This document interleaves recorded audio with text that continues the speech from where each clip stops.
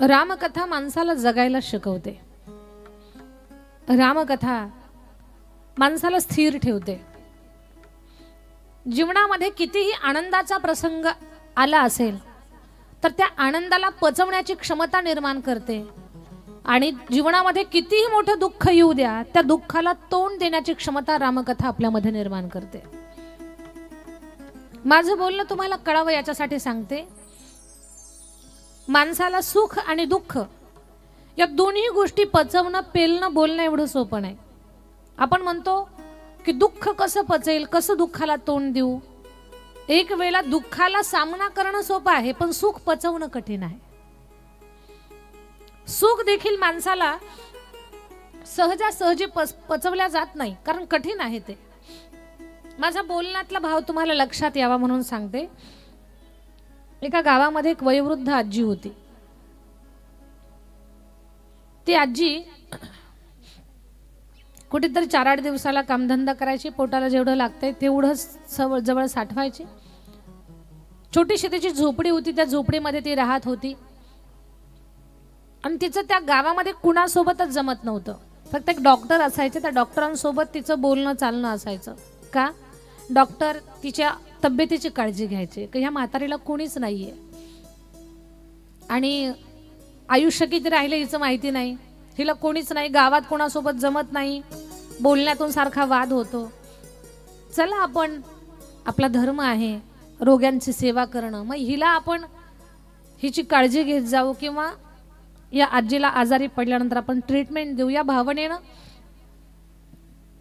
ते डॉक्टर तिच्यासोबत चांगलं बोलायचे आणि आजीलाही त्या डॉक्टरांसोबत ती चांगलं बोलायची। एक दिवस असं काही कळालं की त्या आजीला 1 कोटी रुपयाची लॉटरी लागली। तुम्ही म्हणाल कशी लागली? गृहीत धरायची आपण लागली म्हणून। 1 कोटी रुपयाची लॉटरी लागली। सगळ्या गावकऱ्यांना प्रश्न पडला, हिला कोणी वारस नाही आणि आता हिला जर सांगावं तुला 1 कोटी रुपयाची लॉटरी लागली तर ही म्हातारीला हे सुख हा आनंद कसा पचवता येईल, कारण हे सोपं नाहीये। दिवसभर कामाला गेल्यानंतर कुठे 1000-500 रुपये मिळतात आणि 1 कोटी रुपये हिला अचानक मिळणार। हिचं पूर्ण जीवन अडचणीमध्ये, दुःखात, संकटात, कष्टात गेलेलं आहे आणि एकदम एवढं वैभव हिला प्राप्त होणार। हिला व्यवस्थित कोणीतरी समजावून सांगणारं पाहिजे। म्हणजे हिचं कुणासोबत जमते म्हणजे एकच आहे माणूस, तो म्हणजे डॉक्टर।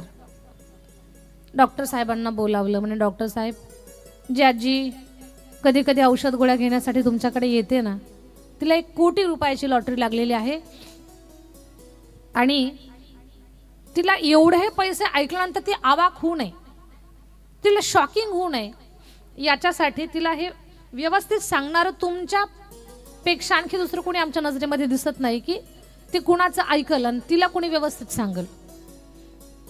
तुम्हीच तिला सांगा की 1 कोटी रुपयाची लॉटरी लागलेली आहे, पण व्यवस्थित सांगा, नाही तर अटॅक येईल ऐकून। डॉक्टर म्हटले काही हरकत नाही। आजीला बोलावून घेतलं। म्हणे आजी तब्येत बरी आहे? म्हणे हो डॉक्टर साहेब खूप छान आहे तब्येत। नाही म्हणे बरं वाटत नसेल तर मला सांगत जा, खूप अडचण असेल तर माझ्यापर्यंत निरोप देत जा, मी तिथे येऊन तुम्हाला औषध गोळ्या देत जाईल।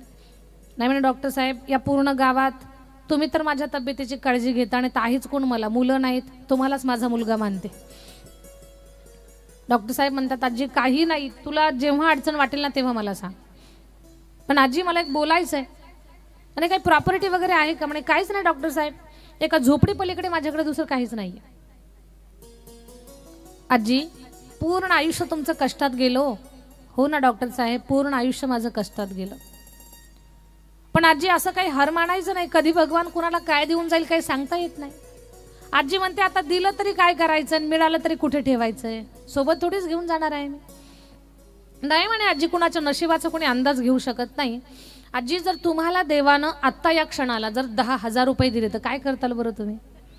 आजी म्हटली 20 रुपये रोजगारावरती पूर्ण दिवस जातोय, मला 10,000 रुपये कोण देणार आहे?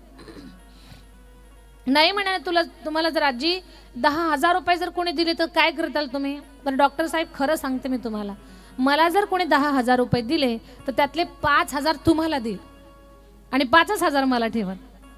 आजी खरं बोलताय? हो म्हणे खरं बोलते। डॉक्टर साहेब म्हणतात आजी ठीक आहे, जर तुम्हाला कोणी 50,000 रुपये दिले तर मग काय करताल? आजी म्हटल्या, जर मला कोणी 50,000 दिले तर त्यातले 25 लगेच तुम्हाला आणि 25च मला. आता गप्पा मारायला काय हरकत आहे अशा? डॉक्टर म्हणतात, आजी 1,00,000 रुपये दिले तर? आजी म्हटली, 1,00,000 रुपये जर मला दिले, कोणी मिळाले, मला मिळाले, तर त्यातले 50,000 तुम्हाला आणि 50,000 मला. आजी 20 लाख मिळाले तर? आजी म्हणते, 10 लाख तुम्हाला, 10 लाख मला. आजी 50 लाख रुपये मिळाले तर? म्हणजे 25 लाख लगेच तुम्हाला आणि 25च लाख मला. आजी खरं बोला बरं. आजी म्हणते, खरंच बोलते. डॉक्टर साहेब म्हणतात, आजी जर 1 कोटी रुपये तुम्हाला भेटले तर काय करताल बरं तुम्ही? आजी म्हटली, 50 लाख या क्षणाला तुम्हाला देईल, 50च मला ठेवन. डॉक्टरांनी ऐकलं 50 लाख रुपये आपल्याला मिळणार. डॉक्टरलाच अटॅक आला, जागेवरच कुई. पुढे बोलायला सुद्धा चान्स मिळाला नाही.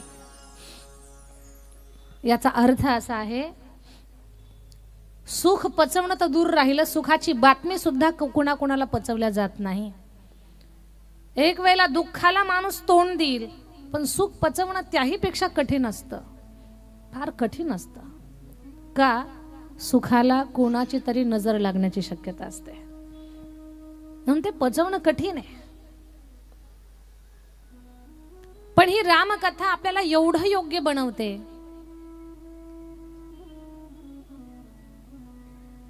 आपल्याला सुख आणि दुःख या दोन्ही स्थितीमध्ये स्थिर ठेवण्याचं काम ही रामकथा करते. राघवेंद्र सरकाराचं चरित्रच एवढं सुंदर आहे की ते चरित्र आपल्यातला माणूस जागा करता करता सामाजिक स्तरावरती आपल्याला योग्य एक पात्र बनवण्याचं काम ही रामकथा करते. एक समाज हिताचं व्यक्तिमत्व कसं असलं पाहिजे ते रामकथेतून साकारलं जातं. स्वतःसाठी जगणाऱ्यांची खूप गर्दी आहे या जगामध्ये, पण परोपकाराची भावना अंतःकरणामध्ये जागी होण्यासाठी कुठेतरी रामकथेचं श्रवण करावं लागेल. आणि परोपकार जोपर्यंत आपल्या जीवनामध्ये नाही तोपर्यंत पुण्य आणि परमार्थ आपल्याला कळू शकत नाही, किंवा मानवी देहाचं सार्थक कशामध्ये आहे, या गावाला आपण या नगरीला आलो कशासाठी हे आपल्याला त्याच्याशिवाय कळू शकत नाही. स्वतःसाठी खूप जगतो आपण. माझीच गाडी, माझीच माडी, माझी पत्नी, माझी मुलं, माझा बंगला, माझी शेती, सगळं माझं माझं हे तर शिकवायची गरज नाही. पण कुठेतरी हा देश माझा याचे भान जरासे राहू द्या रे, जरासे राहू द्या. हा उंच हिमालय माझा, हा अथांग सागर माझा, ही जे हे सगळं हे विश्वची माझे घर, ऐसी मती जयाची स्थिर. ही भावना जागी होण्यासाठी आपल्याला रामकथा ऐकावी लागणार आहे. आणि ज्या लोकांच्या जीवनामध्ये परोपकार आहे, ज्या लोकांच्या जीवनामध्ये धर्म आहे, ज्या लोकांच्या जीवनामध्ये सत्कर्म आहे, आणि ज्या लोकांच्या जीवनामध्ये सत्संग आहे,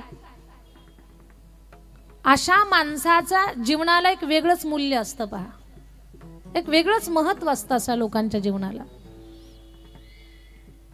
नाना काका, आप्पा भाऊ, नाना तात्या, आबाजीजा ही सगळी मंडळी आपल्यासारखीच आहेत दिसायला,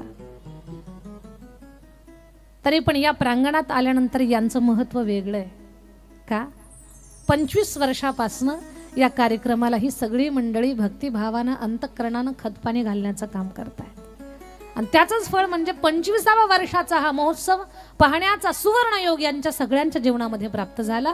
हे यांच्या 25 वर्षाच्या तपश्चर्येचं फळ आहे की भगवंताची 25 वर्षापासून कथान कथेचं आयोजन या गोष्टी ही सगळी मंडळी करताय. म्हणून या लोकांच्या जीवनाला एक महत्व आहे, मूल्य आहे. आपल्या सगळ्यांच्या जीवनामध्ये परोपकार असला पाहिजे. त्याच्याशिवाय माणूस म्हणून आपण स्वतःला माणूस म्हणून घेऊ शकत नाही, किंवा कोणी आपण म्हणत असेल मी माणूस आहे, पण आपण माणूस नाही होऊ शकत. माणसाची नेमकी व्याख्या काय आहे?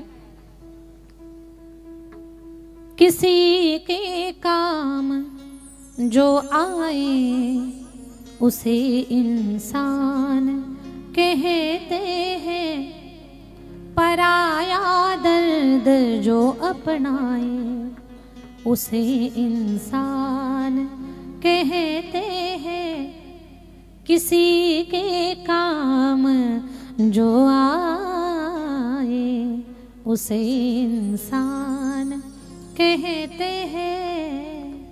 आपण जोपर्यंत दिनदुबळ्याच्या मदतीला धावून जाऊ शकत नाही, चांगल्या कामात सहभागी होऊ शकत नाही, तोपर्यंत आपला माणूस पण कसं सिद्ध होणार? माझ्या ताई दादांनो, मोठ्याच्या लग्नामध्ये बकेट घेऊन पळणाऱ्यांची गर्दी खूप असते, पण तुमच्या अंगावर भाजी किती सांडली आणि त्याला किती साबण तुम्ही उगाळली कुणी विचारणार नाही तुम्हाला। गरीबाच्या लग्नामध्ये बकेट पण घेऊ नका, फक्त चांगले कपडे घालून उभे राहा, त्यांचं लग्न व्यवस्थित पार पडेल आणि ते लोक आयुष्यभर तुमचा उपकार लक्षात ठेवतील। आता श्रीमंताच्या लग्नात बकेट घेऊन पळणारे खूप असतात, भाजीची बकेट वाढायला लोकांना। कधीतरी आपण गोरगरिबांच्या दीनदुबळ्यांच्या सत्कर्माच्या कामात धर्माच्या कामात उभं राहिलं पाहिजे, आपला हात पुढे असला पाहिजे, त्याच्यावरनं माणसाची किंमत आहे। एक सोपं सांगते मी तुम्हाला, जास्त अवघडात न जाता। घरातून बाहेर पडल्यानंतर काय असे आपले थांबण्याचं जे ठिकाण असेल किंवा एखादं मंदिर असेल, तिथून जाऊन येईपर्यंत किती लोक आपल्याला रामराम घालतायत, रामकृष्णारी घालतायत, काका ताता नाना आप्पा दादा जिजा रामकृष्णारी बरे आहात का, शुगर बरी आहे का, बीपी बरा आहे का, असं किती लोक विचारतात। याच्यावरनं आपण किती माणसाळलेले आहोत ते लक्षात येते। आणि घरून निघाल्यापासनं घरी पोहोचेपर्यंत कोणी रामकृष्ण हरी घातला नाही, कोणी रामराम घातला नाही, आणि कुत्र्यानेही साधी शेपटी जर हलवली नाही आपल्याला, तर समजावं तेवढं सुद्धा आपलं मूल्य नाहीये। किमान कुत्र्याने शेपटी हलवण्यासाठी त्याला एक वेळेला आपल्याला भाकरी तरी ढाकावी लागणार आहे, त्याच्याशिवाय ते सुद्धा आपल्याला शेपटी हलवू शकत नाही आपल्याला पाहून। तर मला सांगायचं एवढंच आहे तुम्हाला, जोपर्यंत आपल्या जीवनामध्ये परोपकार ही गोष्ट येणार नाही, परमार्थ ही गोष्ट येणार नाही, तोपर्यंत आपलं जीवन सफल नाहीये।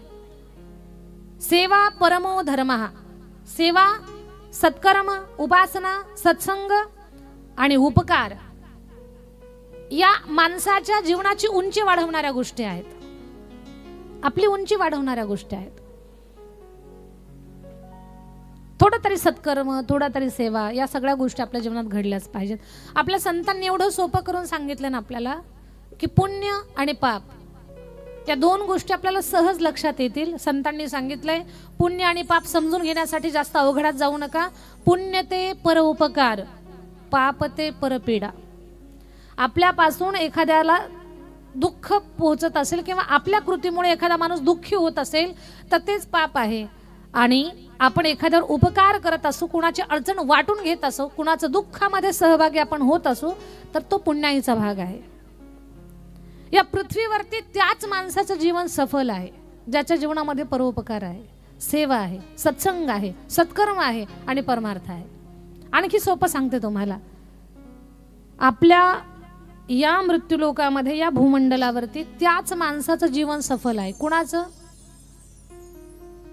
ज्या व्यक्तीला पाहिल्यानंतर समोरच्याच्या चेहऱ्यावरती हसू उमलतंय ना, समजावं त्या व्यक्तीचं जीवन सफल झालं। आता एखाद्याला पाहिल्यानंतर चेहऱ्यावर 12 वाजतात पहा, आपल्या काही उपयोग नाही अशा लोकांचा। एखादा व्यक्ती पाहिल्यानंतर जर आपल्या अंतःकरणातून हसू उमलत असेल, आपल्या चेहऱ्यावरती प्रसन्नता येत असेल, हजारो लोकांच्या चेहऱ्यावरचं हसू जर आपल्याला पाहिल्यानंतर उमलत असेल तर समजावं आपलं जीवन सफल आहे।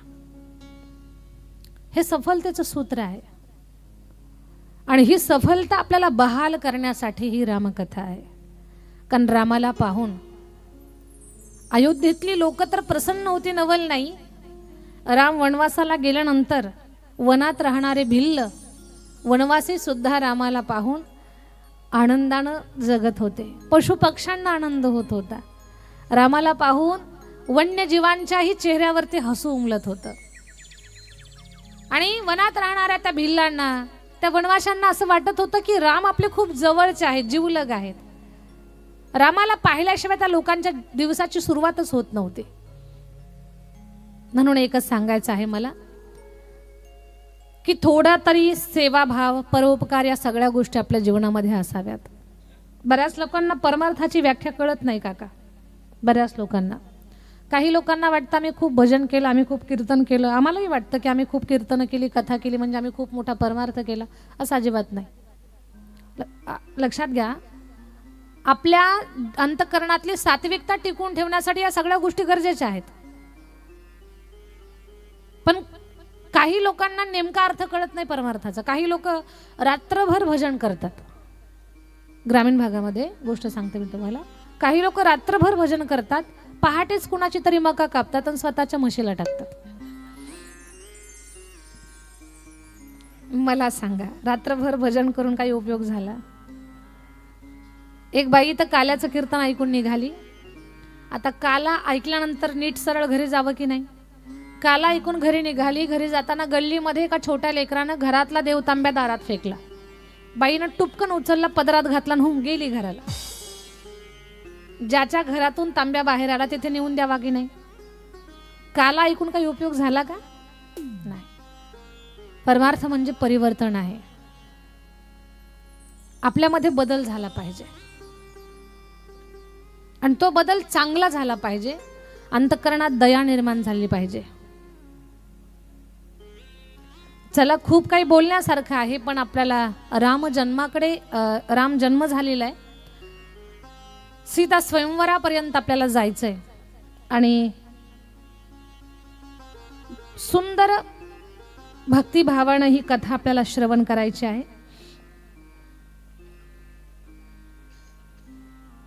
सर्वांगाचे कान करून ऐका. कालचा दिवस आपला खूप आनंदाचा होता.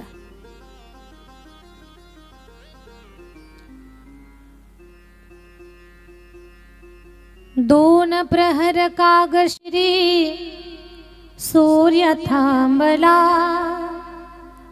राम जन्मला ग सखे राम जन्मला. दोन प्रहर कागश्री सूर्य थांबला, राम जन्मला ग सखे राम जन्मला. राम जन्मला ग सखे राम जन्मला, राम जन्मला ग सखे राम जन्मला. राम जन्मला ग सखे राम जन्मला, राम जन्मला ग सखे राम जन्मला. राम जन्मला ग सखे राम जन्मला, राम जन्मला ग सखे राम जन्मला. कौशल्या राणी हळू उघडी लोचणे, दिपुणी जाय माय स्वतः पुत्र दर्शने. ओघळले आसु सुखे कंठ दाटला, ओघळले आसु सुखे कंठ दाटला. राम जन्मला ग सखे राम जन्मला, राम जन्मला ग सखे राम जन्मला. राम जन्मला ग सखे राम जन्मला. राम जन्मला ग सखे राम जन्मला, राम जन्मला ग सखे राम जन्मला. राम जन्मला ग सखे राम जन्मला, राम जन्मला ग सखे राम जन्मला.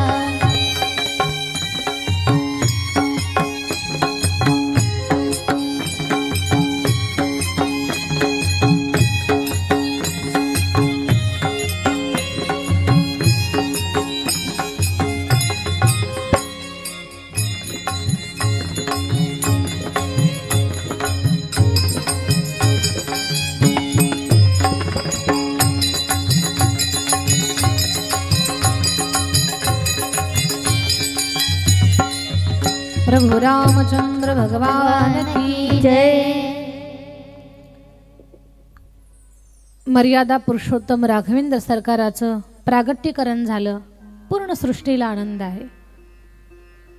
कौशल्या माईने एका बाळाला जन्म दिला. सुमित्रा माईने एका बाळाला जन्म दिला. कैकेयी मानं 2 बाळांना जन्म दिला. एकाच वेळेला दास्या पळत सुटल्या आणि राजा दशरथजीकडे आल्या. महाराज महाराज, आनंदाची वार्ता आहे. काय? कौशल्या माईनं एक बाळ जन्माला घातलं. सुमित्रा मातेच्या पोटी एक बाळ जन्माला आलं. कैकई माचे पोटी 2 बाळं जन्माला आली. ज्या राजाच्या पोटी एकही संतान नव्हतं त्या राजाच्या घरामध्ये 4 लेकरं जन्माला आल्यानंतर त्या राजाला किती आनंद असेल. आनंदानं विभोर झाले राजा दशरथ. राजा आहेत पण राजपण विसरले आणि राजभवनामध्ये गरगर गरगर स्वतः भोवती गिरट्या घ्यायला लागले. आनंदाच्या भरामध्ये लोकांना अन्नदान, भूदान, गोदान, धनदान, वस्त्रदान अनेक प्रकारचं दान त्यांनी चालू केलं. आपल्या जीवनातलं मांगल्य, आनंद, सुख, समाधान टिकून राहावं, आपल्या सुखाला कुणाची नजर लागू नये आणि दुःख पटकन कमी व्हावं, या दोन्ही कारणासाठी जीवनामध्ये दान केलं जातं. अडचणी कमी व्हाव्यात, संकट संपावीत आणि सुखाला नजर लागू नये म्हणून दान करायचं असतं. म्हणून नेहमीच कथाकार, कीर्तनकार सांगतात की चांगल्या गोष्टीमध्ये तुम्ही दान करा. दान करत असताना कधी पाठीमागे राहू नका. तुमची क्षमता जेवढी आहे, तुमच्याकडे धन ज्या पटीमध्ये आहे, त्यातून तुम्हाला तुमच्या मनाला जे वाटतंय ना की आम्ही 101 रुपये देऊ शकतो, आम्ही 1 रुपया देऊ शकतो, आम्ही 1,00,000 रुपये देऊ शकतो, आम्ही 1,000 रुपये देऊ शकतो, आम्ही 100 रुपये देऊ शकतो, जी आपली योग्यता असेल त्या पटीमध्ये तुम्ही दान करा. पण सत्कर्मात आपला हात पुढे असला पाहिजे. का?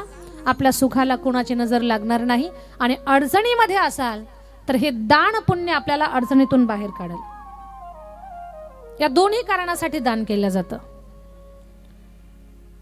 मग राजा दशरथानं खूप दान केलं. खूप आनंद आहे, खूप आनंद आहे. आणि मग छोटी छोटी बालकं, त्यांच्या रडण्याचा, त्यांचा हसण्याचा तो आनंद, त्यांच्या किलकारीचा आनंद राजा दशरथाच्या कानाला आज असं वाटतं की माझे कान धन्य झाले. का? माझ्या लेकरांचं हसू, माझ्या लेकरांचं रडणं, माझ्या लेकरांचं किलकारण माझ्या कानावरती आलंय. या गोष्टीचा खूप आनंद झाला राजा दशरथाला. आणि माझ्या ताई दादांनो, भगवान प्रगट झाले अयोध्येमध्ये. साऱ्या सृष्टीला आनंद, देव देवतांना आनंद आहे. ज्या कुलामध्ये भगवंताचा जन्म झाला त्या कुलदेवतेला आनंद झाला. भगवान भोलेनाथाला कैलासामध्ये दम निघेना आणि भगवान भोलेनाथ रामरायाच्या भेटीसाठी, दर्शनासाठी निघाले. आणि जेव्हा अयोध्या नगरीमध्ये ते आलेले आहेत, नगर में जोगी आया, नगर में जोगी आया, नगर में जोगी आया, नगर में जोगी आया,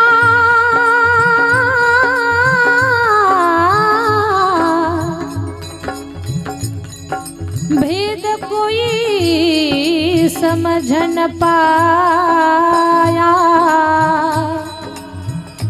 अजब है तेरी माया, इसे कोई समझ न पाया.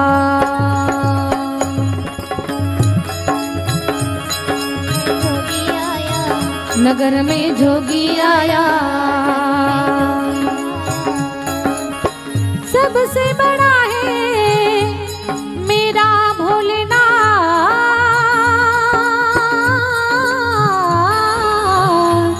भोलानाथ, भोलेनाथ, भोलेनाथ, भोलेनाथ, भोलेनाथ, भोलेनाथ, भोलेनाथ, भोलेनाथ, भोलेनाथ.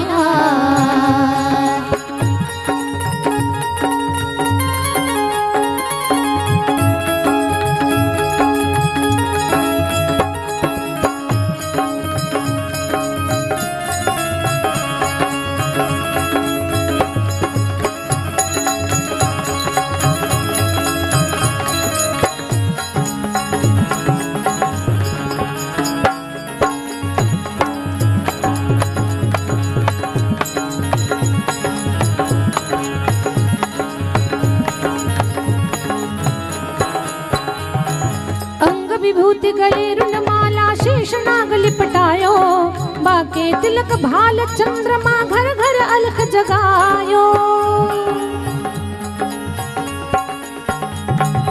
अंग विभूति गले रुणमाला शेष नाग लिपटायो, बाको तिलक भाल चंद्रमा घर घर अलख जगायो.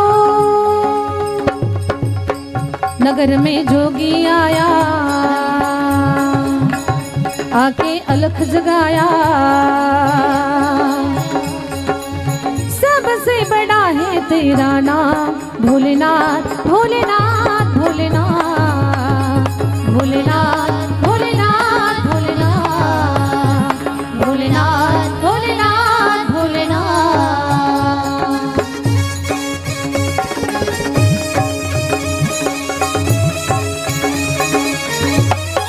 जय हो।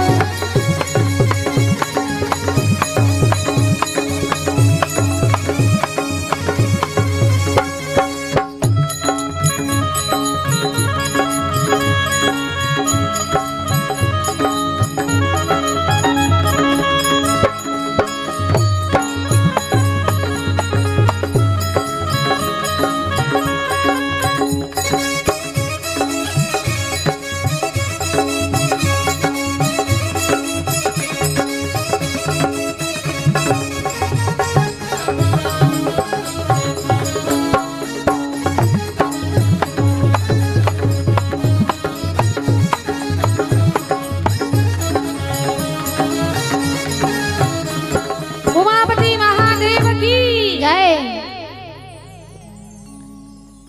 भगवान जेव्हा पृथ्वीवरती प्रगट होतात तेव्हा भगवान भोलेनाथ त्यांना भेटायला येतात आणि मग कधी कधी वैकुंठावरनं श्री विष्णू सुद्धा शंकराला भेटायला येतात। आपण नाही का आपल्या पाहुण्याकडे जवळच्या नातेवाईकाकडे कधी आपण जातो कधी ते येतात, तशातला हा प्रकार आहे। हे दोघं तर फार जीवश्च कंठश्च आहेत। हरिहर असा तर भेदच नाहीये, पण दोन रूपामध्ये सुद्धा त्यांना एकमेकाला भेटल्याशिवाय दम निघत नाही। कृष्ण अवतार झाला, शंकर भेटायला आले। राम अवतार झाला, शंकर भेटायला आले। एक गोष्ट सांगते तुम्हाला, खूप दिवस झाले दोघांची भेटच नाही। एक वेळा भगवान श्री भोलेनाथ म्हणतात, नारायणा कधी भेटायला याल, मला खूप आठवण येते तुमची हो, कधी याल भेटायला। नारायण बोलले, भोलेनाथ भेटायला आलो होतो, पण ही पृथ्वी म्हणजे तुमचं घर आहे। पृथ्वी का हर कंकर शंकर है, तुम्ही पृथ्वीचे मालक आहात। इथपर्यंत येतून पाय कुठे ठेवू हेच कळत नाही, वापस जातो। कारण पृथ्वीवरच्या मातीच्या कणाकणामध्ये सुद्धा भगवान शंकराचं स्वरूप आहे। कुठे पाय ठेवू कळत नाही, वापस जातो। भोलेनाथ बोलले, नारायणा पाय ठेवावा कुठे हे जर कळत नसेल तर एक करा, काय, असं रूप धारण करा, असं शरीर धारण करा की त्याला पायच नसतील। मग पाय नसलेला असा जीव कोणता आहे? पाय नाही पण खूप स्पीडनं पळतोय, साप आहे। नारायणानं सापाचं रूप धारण केलं। जे भोलेनाथाला भेटायला निघाले, भोलेनाथाला एवढा आनंद झाला, भगवान भोलेनाथ देखील पळत सुटले नारायणाला भेटायला। तिकडनं शेष रूपात नारायण, इकडे भोलेनाथ, आणि दोघांनी एवढी कडकडून मिठी मारली की भगवान भोलेनाथानं शेष भगवंताला, नारायणाला शेषाच्या रूपात असलेल्या भगवंताला गळ्यामध्ये घालून घेतलं। महादेवाच्या गळ्यामध्ये जो साप आहे तो साक्षात श्री नारायणाचं विष्णूचं रूप आहे। दोघांना एकमेकाला भेटल्याशिवाय होत नाही। राम रूप प्रगट झालं, भोलेनाथ लगेच निघाले भेटायला। आल्यानंतर महादेवाच्या रूपामध्ये यावं तर आपल्याला दर्शनाला तर जायचं दूरच राहिलं, पण आपल्या दर्शनासाठी लोकांची रांग लागेल म्हणून रूप बदललं। साधूचं रूप धारण केलं आणि लाईनला लागले। राघवेंद्र सरकाराच्या दर्शनासाठी खूप मोठी रांग, शरयूच्या तटापासून कौशल्यामाईच्या भवनापर्यंत, महलापर्यंत लाईनला लागले। देवांचा देव महादेव आहे, पण किती प्रामाणिक आहे।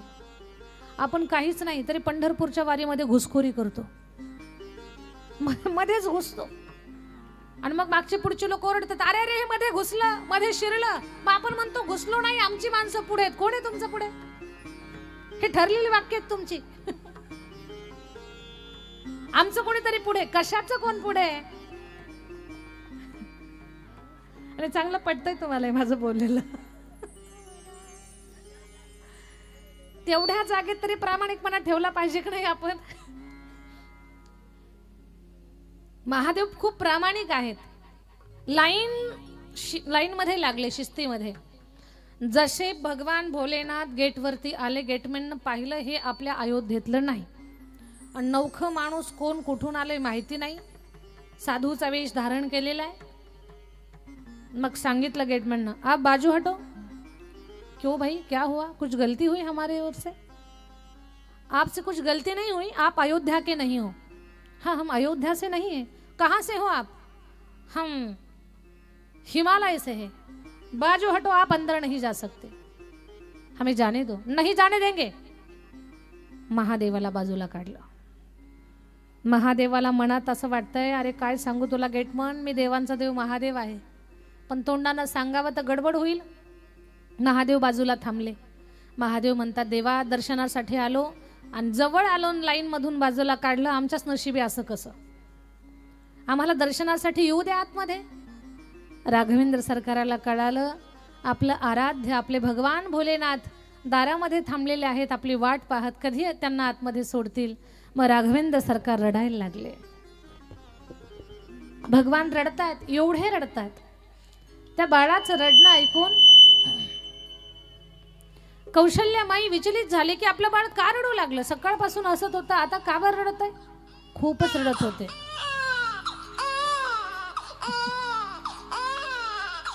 खूप रडायला लागले।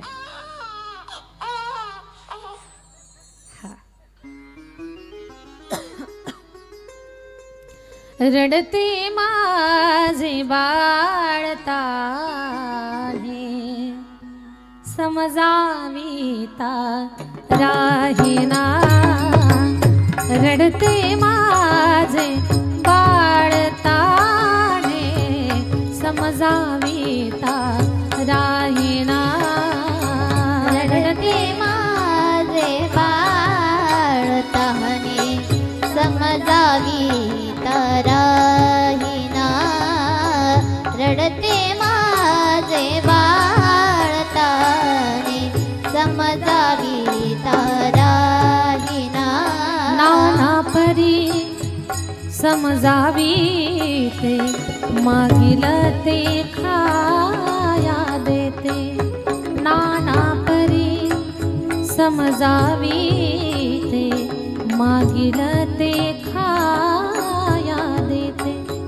थोपटोनी निजवीते, हलरुगाते पाळणा।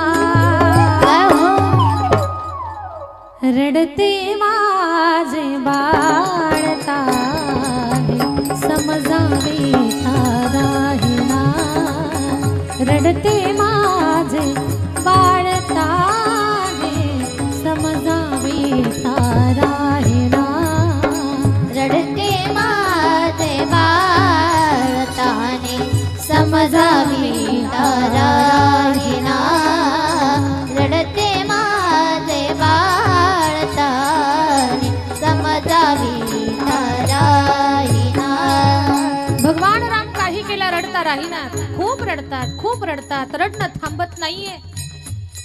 माई कौशल्यला प्रश्न पडला, कसं करू माझ्या लेकराला? अंगाई गाते, पाळण्यामध्ये घालते, झोका देते, लेकराचं रडणं राहिना। कळना, कुणाची नजर लागली असेल का? कोणाची झाली दृष्ट तुला माझ्या रे राम राया?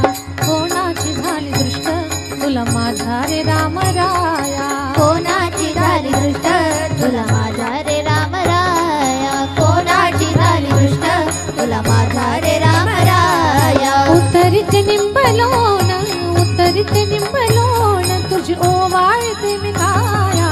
कोणाची कोणाची कोणाची झाली दृष्ट मंगलाला? कोणाची झाली दृष्ट तुला माझा रे राम राया? कोणाची झाली दृष्ट तुला माझा रे राम राया? जय हो हरि बोल। जय हो जय हो हरि बोल।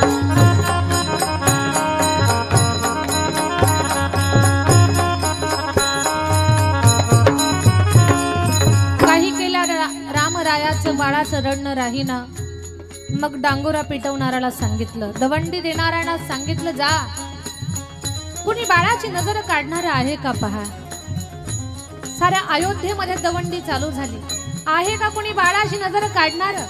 माई कौशल्याचं बाळ, त्याला नजर लागली कुणाची? शरयू नदीच्या तटावरती हे महात्मे बसलेले होते. कोण?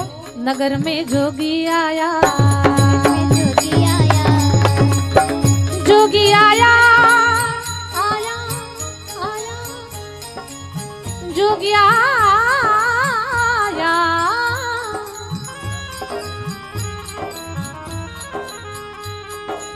अंग विभूति गले रुंडमाला कंचन ताल करायो. भगवान भोलेनाथ शरयूच्या तटावरती बसलेले दवंडी देणार झाले. बाबा कुठले आहात? हिमालयाच्या पहाडातून आलोय. मग काय काय जमतं तुम्हाला? सगळं जमतं मला. 64 कला, 64 विद्या, सगळं काही मला माहिती आहे. मग नजर काढायचं तो माझ्या डाव्या हाताचा खेळ आहे. चला मग, माई कौशल्याच्या बाळाला नजर लागली. बर, नजर काढण्यासाठी काही काही लिंबू नारळ उतारा असं काही असलं काही लागत नाही.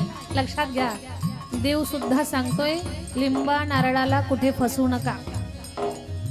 लिंबू आणि नारळ उतरावून फेकल्यानं कुठे काही होत नसतं. साक्षात भोलेनाथ सांगताय की लिंबू नारळ असलं काही लागत नाही. मग ज्या बाळाला नजर लागली ना तिथे मला घेऊन चला. चला चला. पुढे घेऊन जाणारा डांगोरे पिटवणारा आहे आणि पाठीमागडे शिवजी मोठ्या थाटात निघालेले. गेट पर्यंत आले. आता घेऊन जाणारा समोर असल्यामुळे शिवजी बिनधास्त आहेत. सकाळी ज्या गेटमननं धक्का देऊन काढून दिलं होतं ना, ते गेटमन आश्चर्यचकित होऊन पाहत होतं. अरे, या बाबाला आपण सकाळी हकलून दिले आणि आता हे सन्मानपूर्वक निघाले. शिवजी हसतायत मनातल्या मनात. हाकलून देणाऱ्याला खुणवतायत. पाहिलं का आता? मला घेऊन जाणारे आहेत समोर. शिवजी आतमध्ये गेले. माई कौशल्याने नमस्कार केला. बाबा, माझ्या बाळाला नजर लागली. आई, काही काळजी करू नको, नजर काढायची चांगली जमते मला. बाबा, काय आणू? हळदी, कुंकू, लिंबू, नारळ, अगरबत्ती, धूप, पाण्याचा तांब्या. आई, याच्यातलं काही लागत नाही. मग आईला काय माहिती आहे, हा देव लिंब नारळाचा नाही, हा तांब्याभर पाण्यानं प्रसन्न होणारा आहे. आई, काही लागत नाही ग मला. काय पाहिजे मग बाबा? काहीच नाही. जे तुझं बाळ आहे ना ते मांडीवरती दे. रडणाऱ्या राघवेंद्र सरकाराला शिवजीच्या मांडीवर दिलं. हरिहरांच्या 4 नेत्रांचं मिलन झालं. शिवजी रामरायाकडे पाहतात आणि एवढे रडतायत, एवढे रडतायत. भगवान, माझी दर्शनाची इच्छा तुम्ही पूर्ण केली. राम म्हणतात, भोलेनाथ, याही वेळेला तुम्ही संधी नाही सोडली. म्हणून राम हसतात आणि शिवजी रडतात. नगर में जोगी आया, नगर में जोगी आया, नगर में जोगी आया. सबसे बड़ा है तेरा नाम भोलेनाथ, भोलेनाथ, भोलेनाथ, भोलेनाथ, भोलेनाथ, भोलेनाथ, भोलेनाथ, भोलेनाथ, भोलेनाथ.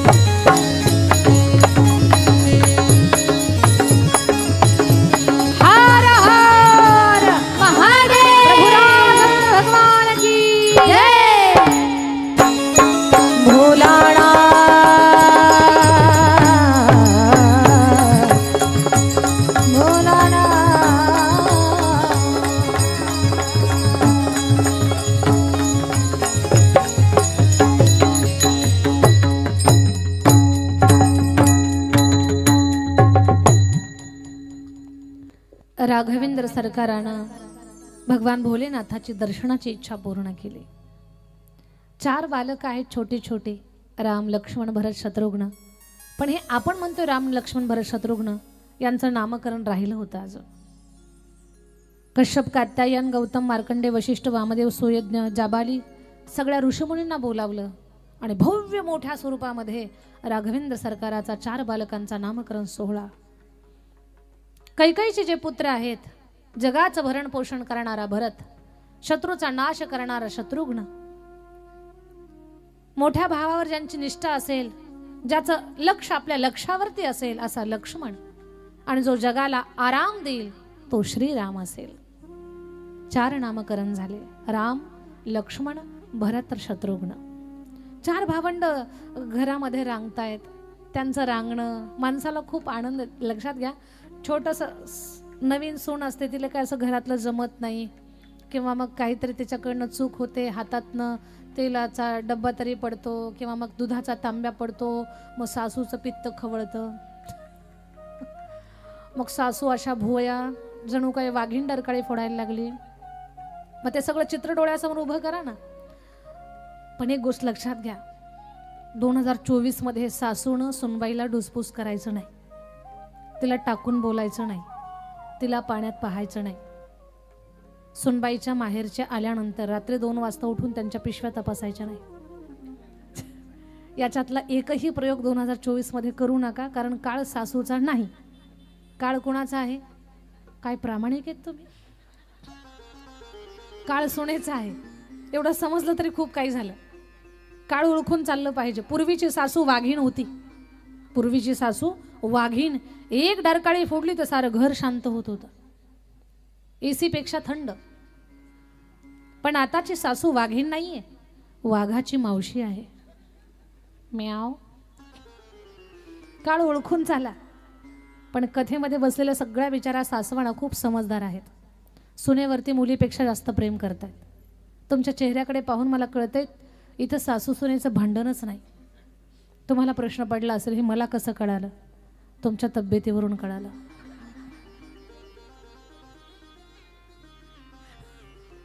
तुमच्या गुटगुटीत तब्येती आहेत, सफरचंदासारखे गॉल.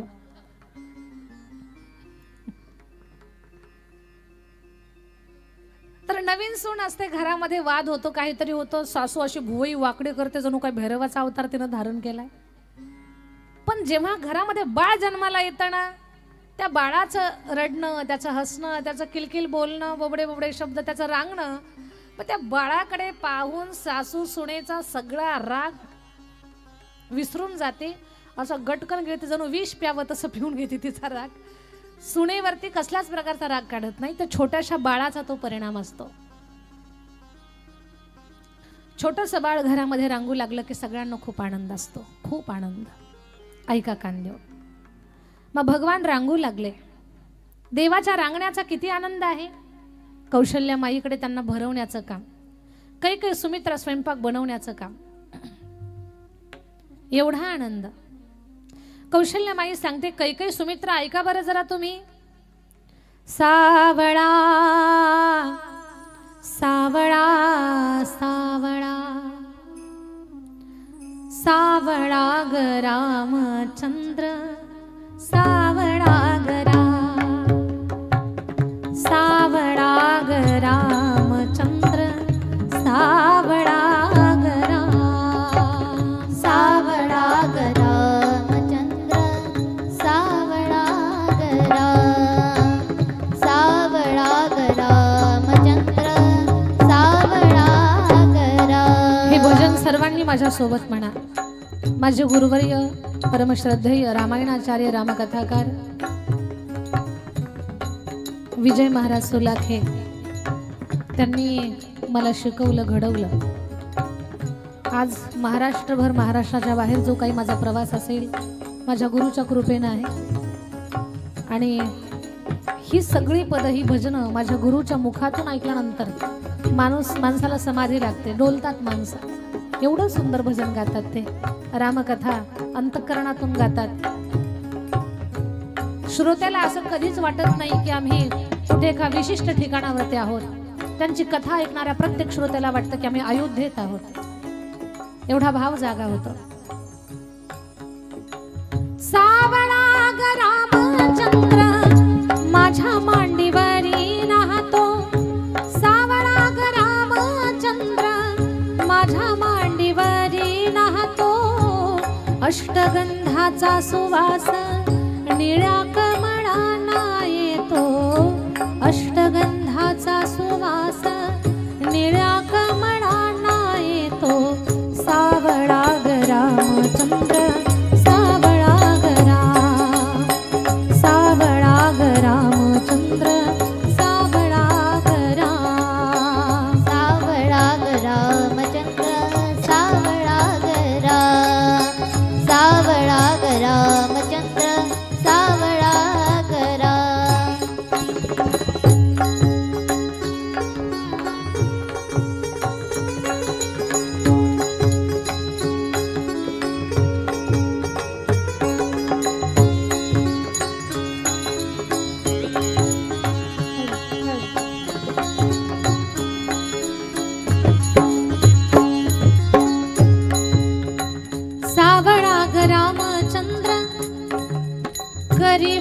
बोबडे भाषण. राम बोबडे बोबडे शब्द बोलतायत. ही कथा तुम्हाला तेव्हाच आनंद देईल जेव्हा तुमच्या डोळ्यासमोर हे चित्र उभं राहील. कथा ऐकत असताना मी ठाण्यात आहोत, मिठबंदर रोडला आहोत, शिवपार्वती या इमारतीच्या समोर आहोत. हे लक्षात नका घेऊ. एक लक्षात घ्या की हा प्रसंग आमच्या डोळ्यासमोर चालू आहे. खरं रामकथा ऐकण्याचं पुण्य आणि समाधान सुख तुम्हाला मिळेल.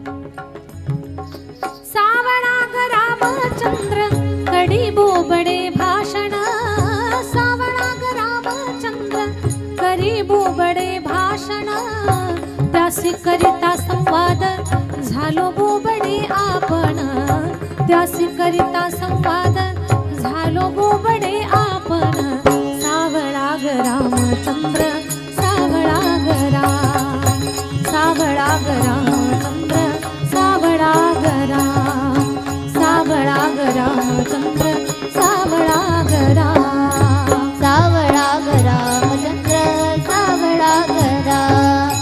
सावळाग रामचंद्र सावळाग राम. सावळा सावळा सावळा सावळा सावळा. सुंदर ऐका. सावळाग रामचंद्र माझ्या हाताने जेवतो. परब्रह्म माई कौशल्याच्या हाताने जेवतय. काय भाग्यवान आहे माई कौशल्या. काय तिचं पुण्य, काय तिची तपस्या, काय तिची साधना. परब्रह्म तिच्या हाताने जेवतय. माझ्या हाताने जेवतो. उरलेल्या घासासाठी थवा राघूच थांबतो. उरलेल्या घासासाठी थवा राघूचा थांबतो. सावळाग रामचंद्र सावळाग राम. भगवंताची बाललीला. भगवान आता चालू लागले. भिंतीच्या आधारे उभं राहण्याचा प्रयत्न करतात आणि माई कौशल्याच्या द्वारामध्ये साधूच्या झुंडीच्या झुंडी. त्या साधूंना भिक्षा घालावी माई कौशल्येनं, तर त्या साधूनं तासनतास दारात उभं राहावं. एक दिवस विचारलंच, बाबा तुमच्याकडे पाहून असं नाही वाटत की तुम्ही भिक्षा मागणारे साधू आहात? आई बरोबर ओळखलं तू. जगाला भिक्षा घालण्याची ताकद आमच्यामध्ये आहे. मग माझ्या दारात उभे का राहता तासनतास? आई तुला माहिती आहे का नाही मला माहिती नाही, पण साक्षात परब्रह्म तुझ्या पोटी जन्माला आलंय. अगं ज्याच्या दर्शनासाठी, ज्याच्या एका दृष्ट दर्शनासाठी हजारो वर्षापासून साधू संत तपश्चर्या करतात.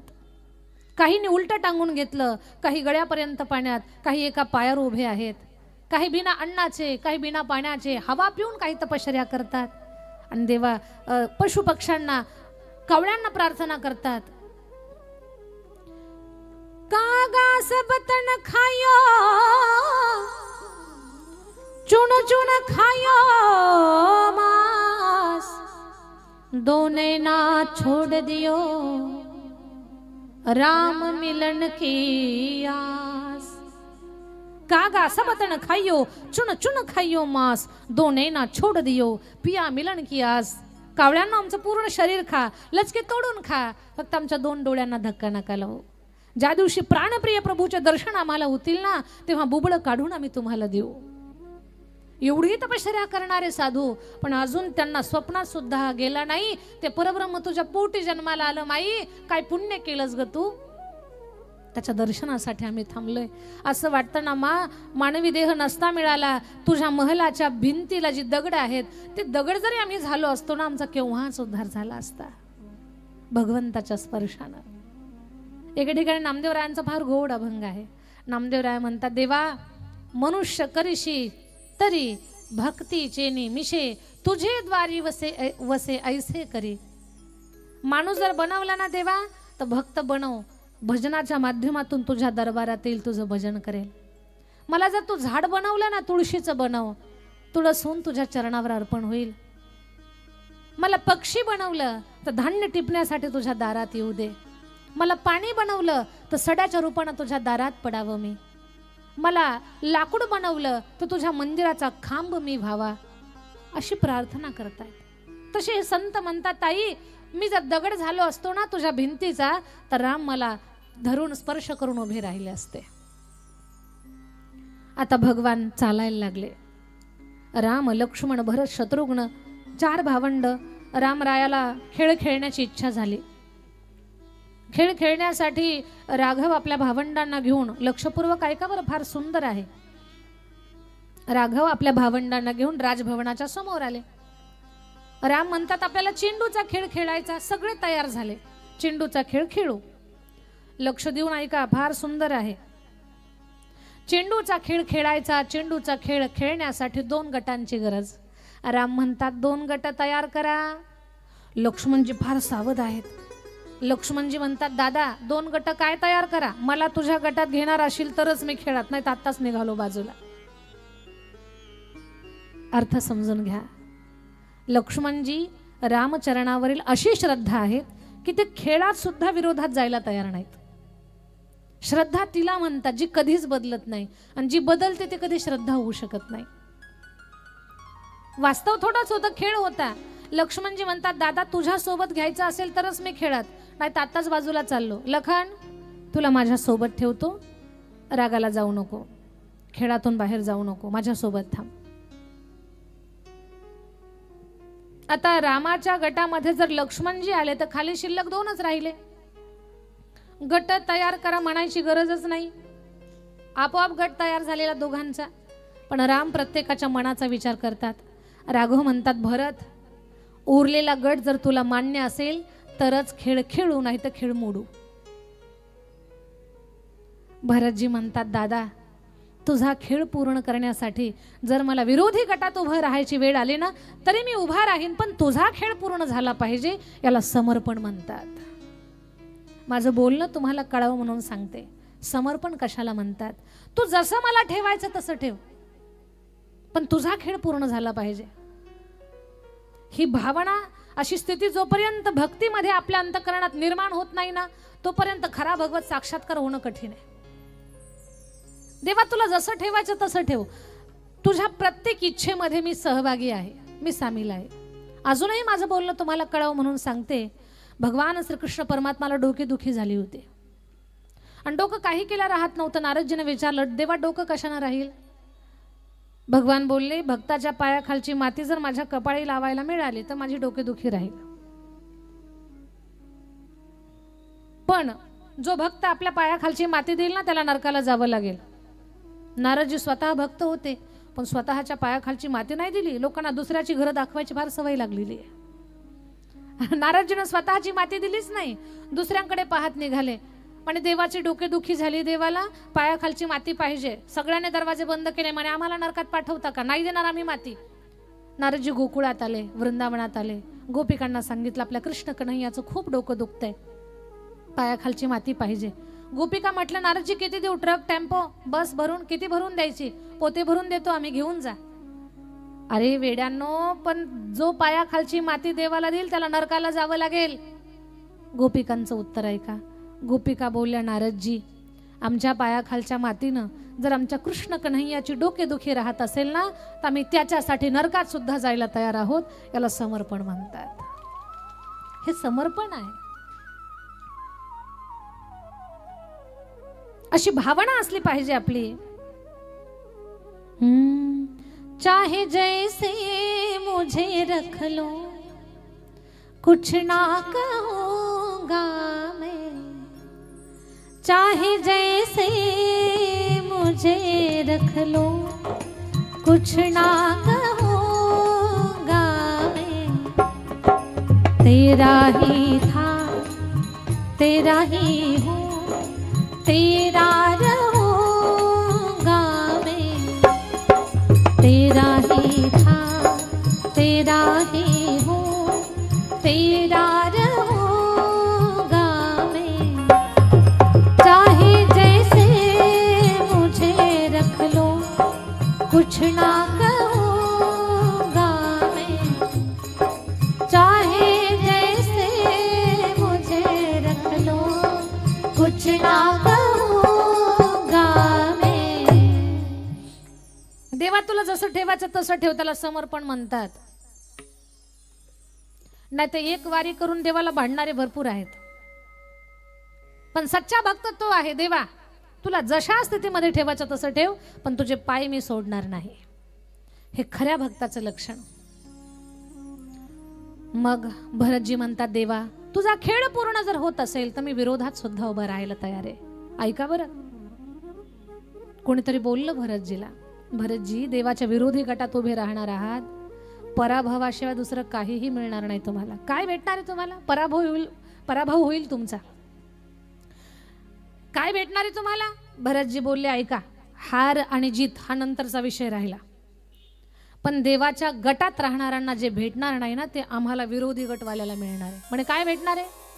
म्हणजे देवाच्या गटात राहणारे प्रत्येक डावाला आमचं तोंड पाहतील, पण आम्ही विरोधी गटवाले प्रत्येक डावाला त्या परब्रह्माचं तोंड पाहू. त्याचं तोंड पाहण्याचा अलभ्य लाभ आम्हाला प्राप्त होईल, याच्यापेक्षा अजून दुसरं काय पाहिजे. आणि देवाचं तोंड पाहण्याचा फायदा सांगते माझ्या ताई दादांनो, कोटी ब्रह्महत्या मुख पाहता जाते. त्याचं तोंड पाहिल्यानंतर कोटी ब्रह्महत्येचं पातक नष्ट होतंय, एवढं फल त्याचं मुख पाहण्याचं आहे. आम्ही त्याचं तोंड पाहू.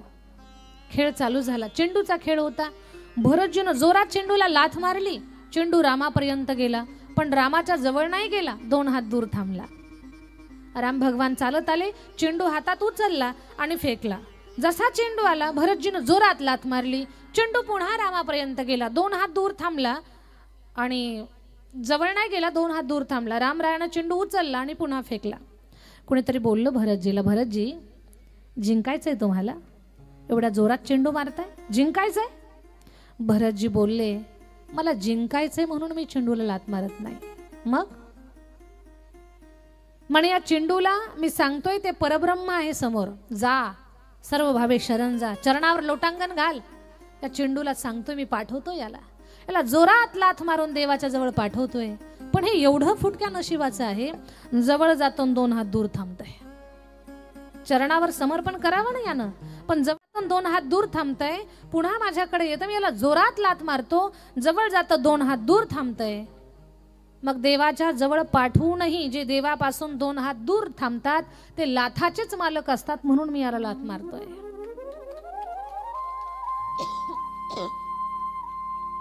कोणीतरी बोललं राम भगवंताला, भगवान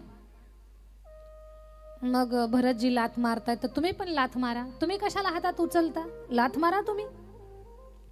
राम म्हटले, नाही, माझा भरत संत आहे, संताच्या चरणाला स्पर्श करून जो माझ्याकडे निघतो, भले तो माझ्यापर्यंत नाही पोहोचू शकला, थांबला, थकला, तर मी त्याच्यापर्यंत चालत जातो, त्याला हातात उचलून घेतो.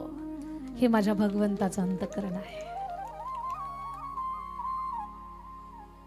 असा भगवंताचा खेळ. खेळ खेळत खेळत ही सगळी भावंड लहानाची मोठी झाली. राम गुरु घरी अभ्यासासाठी गेले. गुरुच्या घरी अभ्यासासाठी गेल्यानंतर, म्हणजे लक्षात घ्या, राजा दशरथाची पुत्र आहेत, ही एका राजाची मुलं आहेत. राजा दशरथानं ठरवलं असतं तर पगारी शिक्षक ठेवला असता, पण तरीही परब्रह्म राम गुरुच्या घरी अभ्यासासाठी का जातात? तर जगामध्ये सगळ्यात मोठं पात्र जर कोणतं असेल तर ते गुरु आहे. कोणी किती जरी मोठा झाला आणि कोणी किती जरी मोठा असला तर गुरुपेक्षा कोणी मोठा नसतो. गुरु हा संत कुळीचा राजा, गुरु हा प्राण विसावा माझा, गुरु विना देव दुजा, पाहता नाही त्रैलोकी.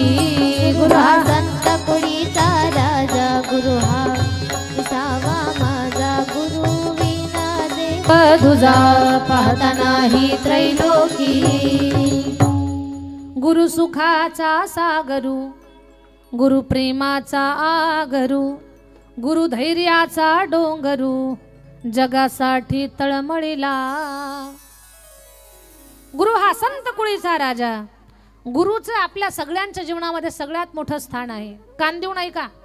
33 कोटी देवानं तुम्हाला आशीर्वाद देऊ द्या आणि एका गुरुचा शाप असू द्या, आशीर्वाद काहीच काम करणार नाहीत. पण 33 कोटी देवानं शाप देऊ द्या, एका गुरुचा आशीर्वाद सोबत असेल तर त्या आशीर्वादानं तुमचं तरण होईल, शाप तुमचं काही करणार नाही. एवढं महात्म्य गुरुचं आहे. जीवनामध्ये गुरु केले पाहिजेत. गुरुशिवाय आपलं मडकं भाजल्या जाणार नाही. आता इथं किती मडके भाजलेले आहेत नाना अजिबात विचारणार नाही, पण जे कच्चे आहेत त्यांनी मडकं भाजून घ्या अशी माझी विनंती असेल तुम्हाला. गुरु करून घ्या. गुरु न करता केलेला परमार्थ, गुरु न करता केलेलं दान, गुरु न करता केलेलं सत्कर्म कसं आहे. गुरु बिन माला फेरत, गुरु बिन करता दान, गुरु बिन सब विफल भय, बुझो वेद पुराण. कबीरदासजी सांगतात. पुण्य मिळेल तुम्हाला, पण ज्या पटीत मिळायला पाहिजे ना त्या पटीत मिळणार नाही. पण गुरु करून सत्कर्म करा. गुरु आपले तरण तारण करत असतात. काही काही लोकांना काहीच कळत नाही गुरुबद्दलचं. गुरु करा ऐकलं आणि गेले गुरु करायला. एक आजी माझ्याकडे आल्या म्हणे, दीदी मला तुम्हाला गुरु करायचं. म्हटलं आजी तुम्ही 80 वर्षाच्या झालात अजून गुरु नाही केले. म्हणे मी 16 वर्षाची होते ना तेव्हा एक गुरु केले होते. मग म्हणे एक 10-20 वर्षात ते गुरु मेले, पुन्हा मी दुसरे गुरु केले. मग काय झालं, 10-5 वर्षात ते पण गुरु मेले. मग मी आणखी तिसरे गुरु केले. मग ते पण गुरु मेले. मग म्हणे 60मध्ये गुरु केले. मग काय झालं, 4-2 वर्षात ते पण गुरु मेले. म्हटलं आजी आता काय करायचंय. आजी म्हटलं आता तुम्हाला गुरु करायचंय. मी म्हटलं आजी आता मला काही गुरु करू नका, तर माझी पण सुट्टी करून टाकताल तुम्ही. माझ्या ताई दादांनो, गुरु बदलण्याची वस्तू नाहीये, ती गोष्ट नाहीये. आज एक गुरु, उद्या दुसरे गुरु, परवा तिसरे गुरु, ही गोष्ट चुकीची आहे. गुरुचं शरीर त्याही पेक्षा गुरुच्या मुखातून मिळालेला गुरुमंत्र आपल्याला तारत असतो. गुरुमंत्रावर निष्ठा ठेवा आणि गुरुनं दिलेल्या मंत्राचा जाप करा. तो जाप तुमचं परमकल्याण करेल. एक गोष्ट सांगते तुम्हाला, गुरुच्या मुखातून एकदा नाम मिळालं ना, मग अखंड ते नाम माणसानं घ्यावं, ते नामस्मरण करावं. ते नामस्मरण आपलं परमकल्याण करतं. काही लोक म्हणतात ताई तुम्ही सांगताय खरं, पण नामस्मरण करायला आणि गुरु करायला वेळ कुणाला आहे. गुरु करायला असा काय वेळ लागतो. एकदा गुरुमंत्र घ्यावा, वर्षातून एकदा दर्शन घ्यावं, गाठ घ्यावी, गुरुपौर्णिमेला जावं, भेटावं गुरुजीला, शरीर आहे तोपर्यंत त्यांचं. नाहीतर अखंड गुरुच्या मुखातून मिळालेल्या मंत्राचा जाप करत राहावं. ऐका बरं, एक माणूस होता, कथेला आला. कधीच कथा वगैरे काय ऐकत नव्हता, आला कथेला. कथेला आल्यानंतर कथा झाली आणि मग दर्शन घेतलं व्यासपीठाचं. महाराजांच्याकडे आला. म्हणे बाबा आज खूप चांगलं वाटलं तुमची कथा ऐकून आम्हाला. महाराज बोलले काही गुरु वगैरे केले का नाही. म्हणे नाही अजून. म्हणे एक काम करा, तुम्ही मंत्र दीक्षा घ्या, नामस्मरण करा, गुरु करून घ्या, स्वतःचं कल्याण.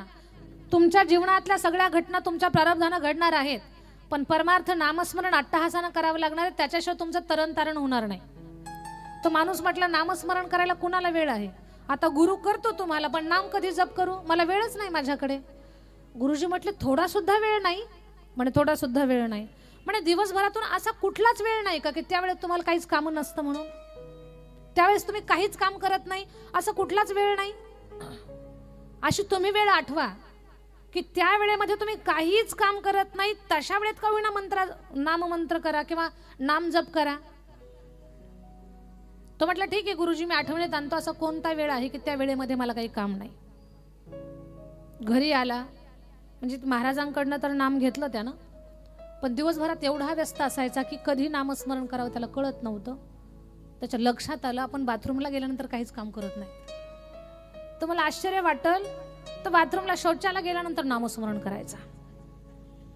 सीताराम सीताराम सीताराम कहिए, जाहे विधि राखे राम, वाहे विधि रहिए, वाहे विधि रहिए. सीताराम सीताराम सीताराम कहिए, जाहे विधि राखे राम, ताहे विधि रहिए, राहे विधि रहिए. भजन चालू झालं त्याचं सीताराम सीताराम सीताराम.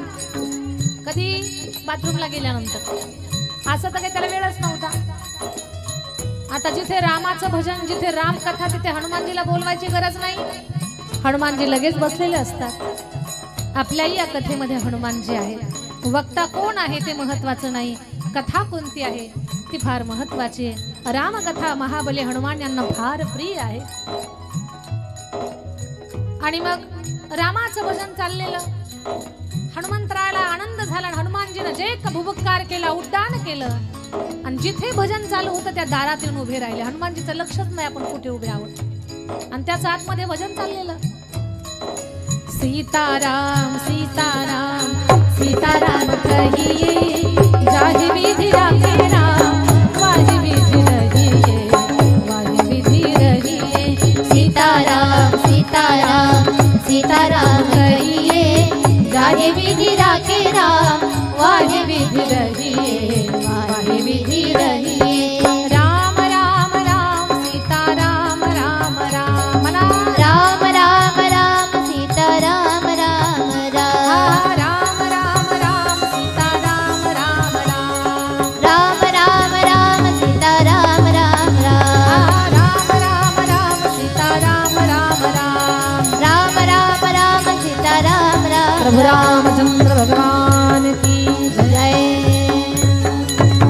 कुठे भजन करत होतं हे बाथरूम मध्ये आणि मग बाथरूम मधून बाहेर आल्यानंतर हनुमानजीला एवढा राग आला म्हणे गधड्या इथं भजन करत असतात त्याच्या पाठीमध्ये हनुमानजीनं अशी एक चापट मारली धडाम करून पाठीमध्ये असा ठोका दिला ठेवून म्हणे वेड्या असल्या जागेवर ते देवाचं भजन करतो थांब देवाकडे तुझी तक्रार करतो आलं भगवानजी रामचंद्रजीकडे हनुमानजी आले म्हणे देवा खूप भक्त पाहिले पण असला नमुना पाहिला नाही म्हणे बाथरूम मध्ये भजन करतोय सीताराम सीताराम सीताराम मला वाटलं कुठं भजन चाललंय याचं मी गेलो सहज हनुमानजी म्हटले देवा यांना बुद्धी घाला भगवान एक नाही दोन नाही शांतच होते हनुमानजीने विचारलं देवा मी किती बोलतो तुम्ही काहीच बोलत नाही तब्येत बरी नाही का तुमची नाही हनुमंता थोडं पाठीत दुखतंय माझ्या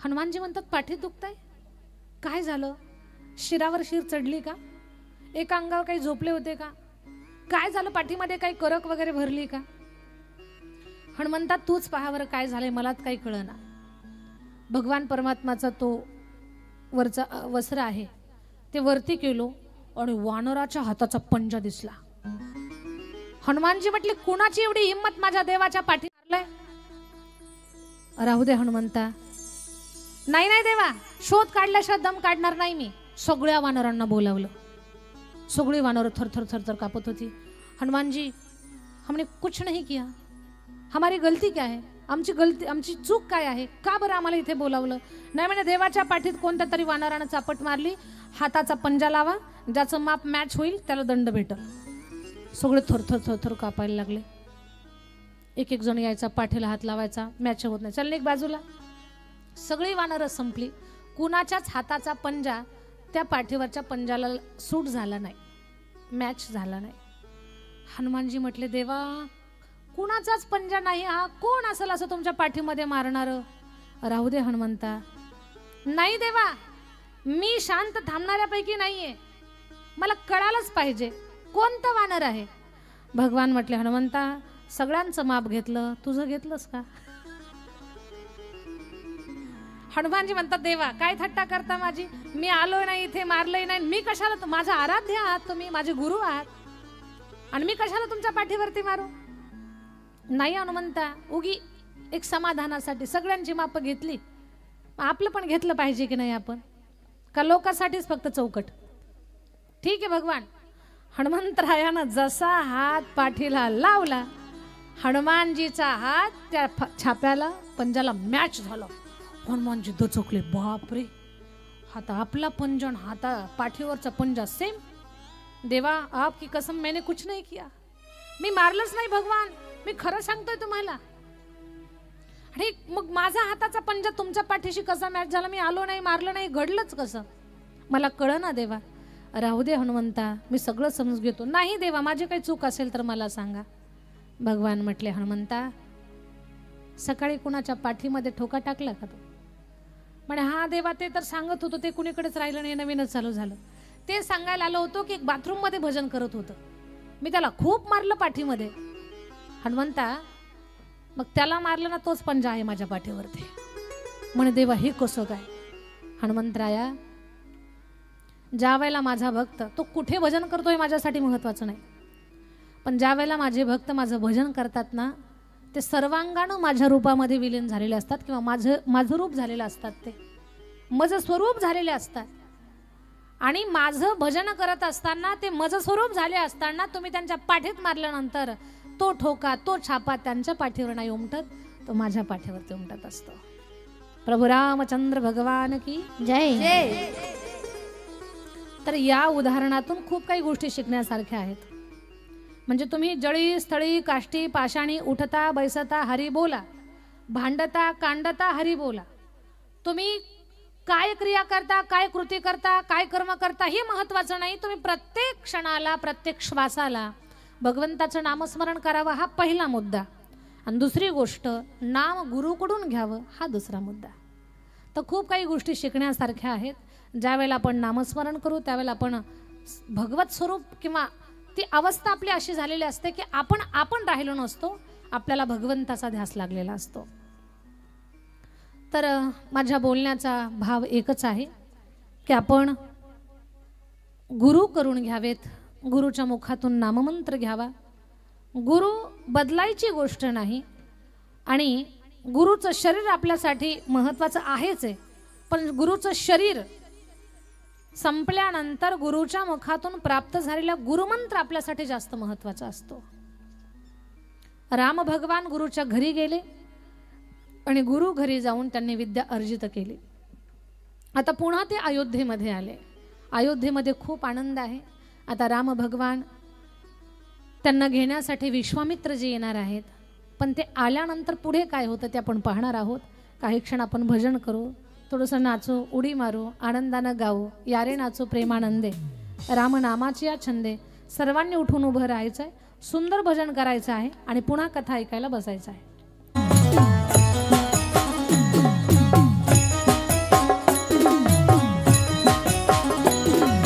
जय हो जय हो.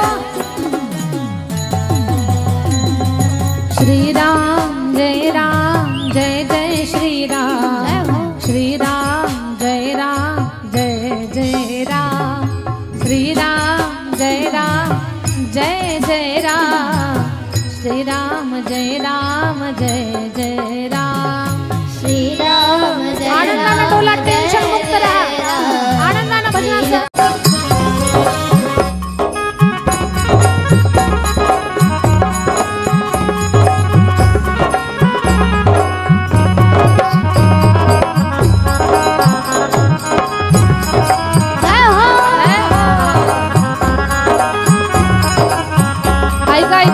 खूप आनंद, एवढा आनंद पाहिजे, एवढा आनंद. देवाचं लग्न होणार आहे, किती आनंद.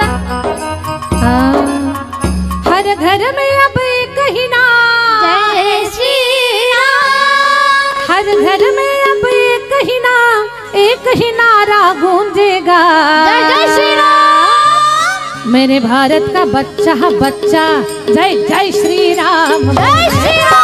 भारत का बच्चा जय जय श्री राम बोले. मेरे भारत का बच्चा बच्चा जय जय श्री राम बोलेगा. मेरे भारत का बच्चा बच्चा जय जय श्री राम बोलेगा. मेरे भारत का बच्चा बच्चा जय जय श्री राम बोलेगा. हरि बोल. जय हो जय हो जय हो जय हो.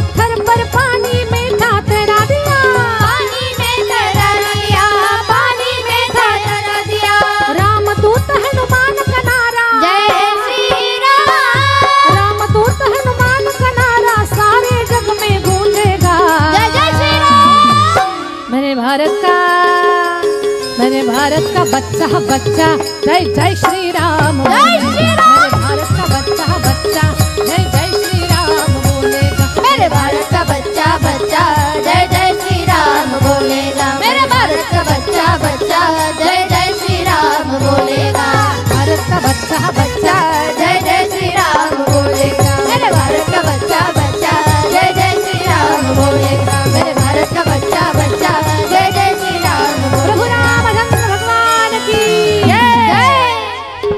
बोलेगा।